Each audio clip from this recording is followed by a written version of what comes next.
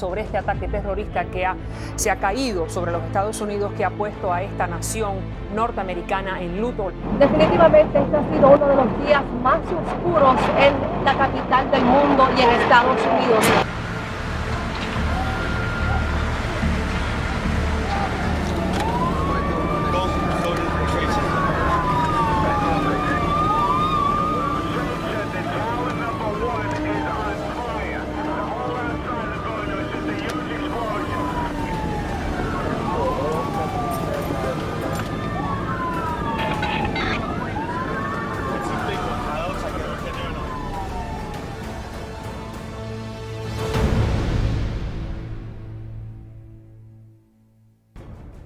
El 11 de septiembre de 2001 cambió drásticamente la vida de la ciudad de Nueva York y sus alrededores tras los ataques terroristas que sucedieron ese día. Me gustaría compartirles ahora algunas experiencias que tuvieron miembros de la iglesia en este terrible acontecimiento.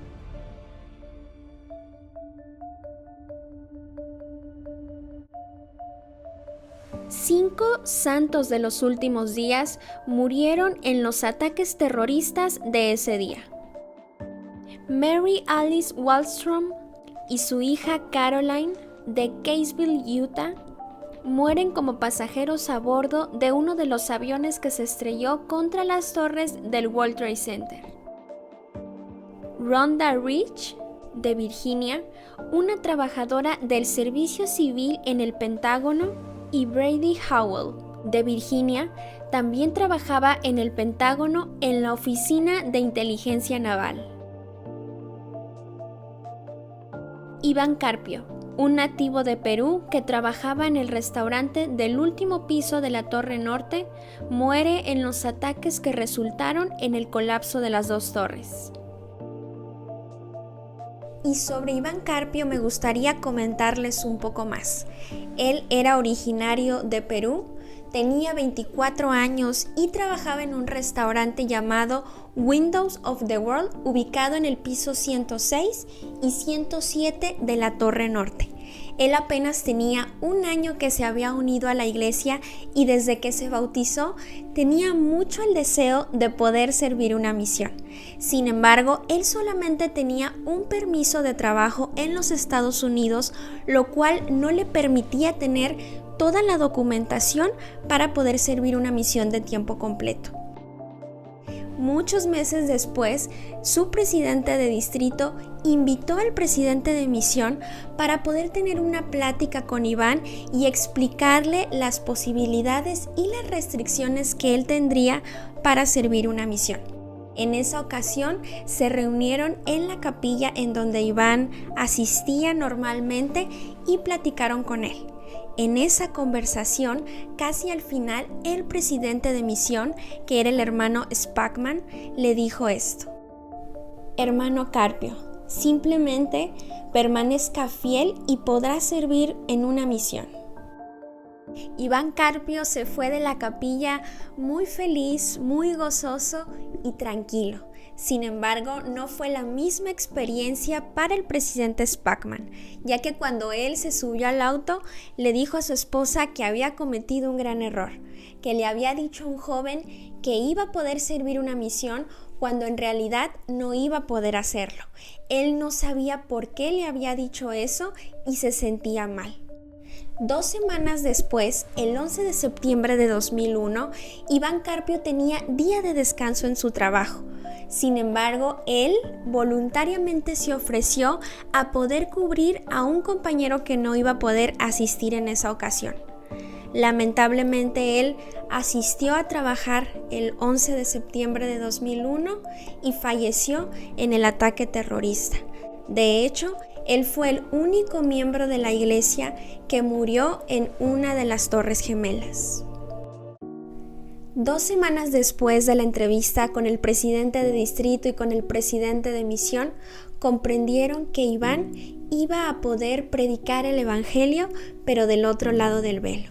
Un mes después de este triste acontecimiento, se llevó a cabo el servicio fúnebre de Iván, en el cual sus dos padres pudieron viajar y asistir. El padre de Iván se acercó al presidente de misión, el presidente Spackman, y tenía un libro de Mormón recargado en el pecho, y le dijo: "Lo último que me dijo mi hijo es que debería leer este libro y orar al respecto. Y le digo, presidente, que lo haré". El padre regresó a Perú pocos días después, pero su madre se quedó ahí. Recibió las charlas misionales y fue bautizada en la Iglesia de Jesucristo. Se estima que 1000 santos de los últimos días trabajaban en la isla de Manhattan, incluyendo 50 en el World Trade Center y 200 al otro lado de la calle en el World Financial Complex. 3.500 miembros vivían en el área del World Trade Center en la estaca Nueva York, Nueva York.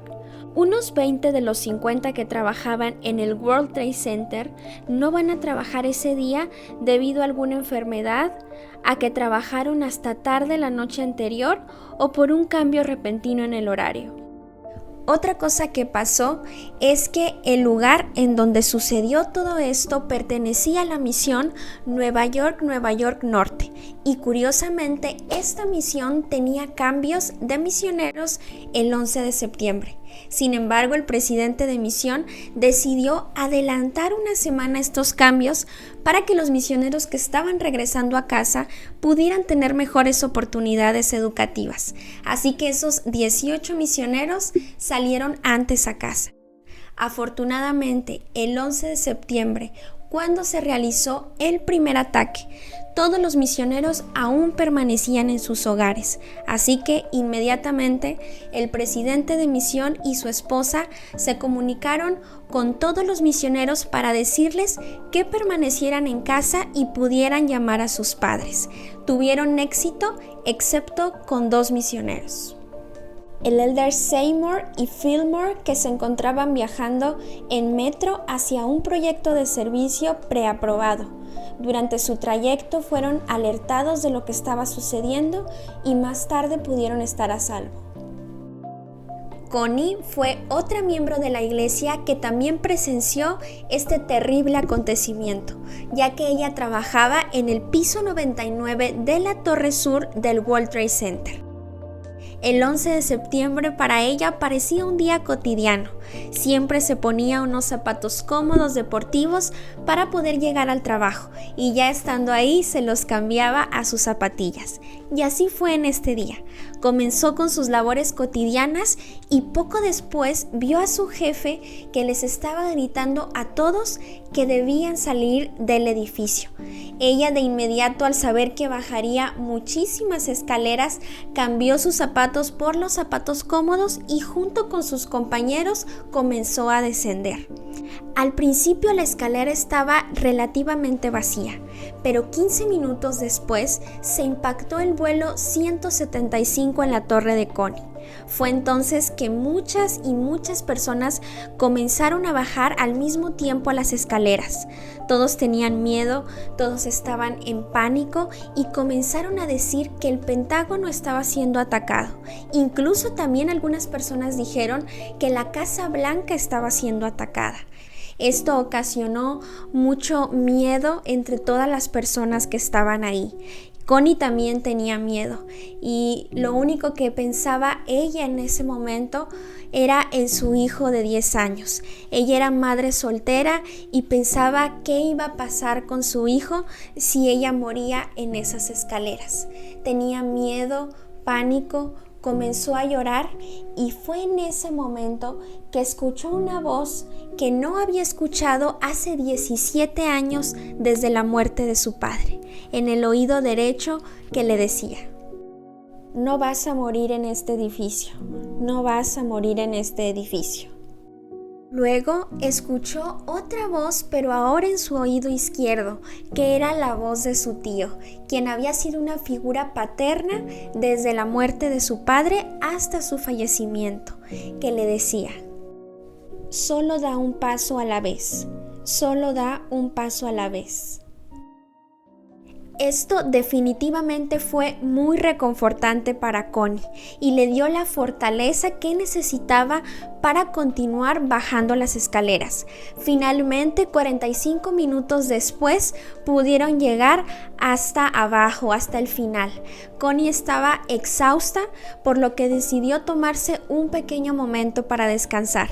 Mientras estaba ahí, las personas le decían gracias, la abrazaban y ella estaba sorprendida. No sabía por qué le estaban agradeciendo. Así que le preguntó a una de sus amigas que estaba ahí, y su amiga le dijo, ¿no te acuerdas de lo que decías mientras bajábamos las escaleras? Y Connie realmente no lo recordaba. Y le compartió que Connie, durante todo el trayecto de bajar las escaleras, de repente les gritaba a todas las personas que no iban a morir en ese edificio y que dieran solo un paso a la vez. Solo un paso a la vez.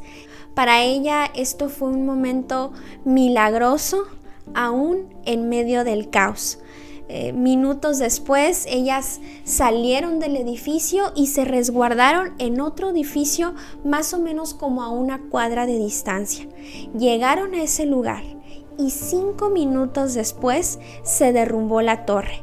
Así que si ellas hubieran tardado un poco más en las escaleras o en la parte donde estaban descansando, probablemente pues hubieran fallecido.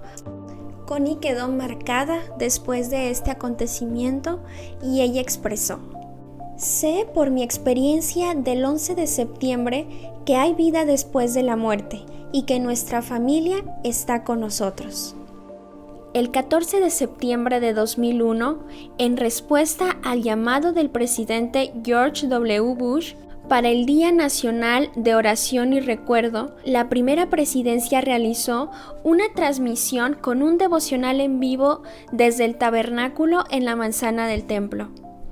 El presidente Hinckley habló y pronunció la oración final, dirigiendo esta súplica a nuestro Padre Celestial. Por el poder de tu Santo Espíritu, haz que los que lloran sepan que la vida terrenal no es el fin, sino que la inmortalidad del alma humana es cierta, que la resurrección mediante la expiación de Cristo se promete a todos. Toca con tu mano sanadora a los que han sido heridos en cuerpo y mente, y hazlos sanar. Unos días después, el presidente Hinckley salió en el programa de Larry King en CNN. Usando esta plataforma, el presidente Hinckley expresó su testimonio de que hay vida después de la muerte y hay una resurrección.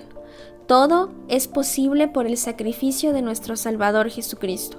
Fue un acto maravilloso escuchar al profeta de Dios declarar el plan de salvación a todo el mundo. El día 20 de septiembre, el presidente Hinckley estuvo entre los 26 líderes religiosos de todo el país que se reunieron en la Casa Blanca y brindaron una declaración pública colectiva sobre el 11 de septiembre. Más tarde se reunió con el presidente Bush.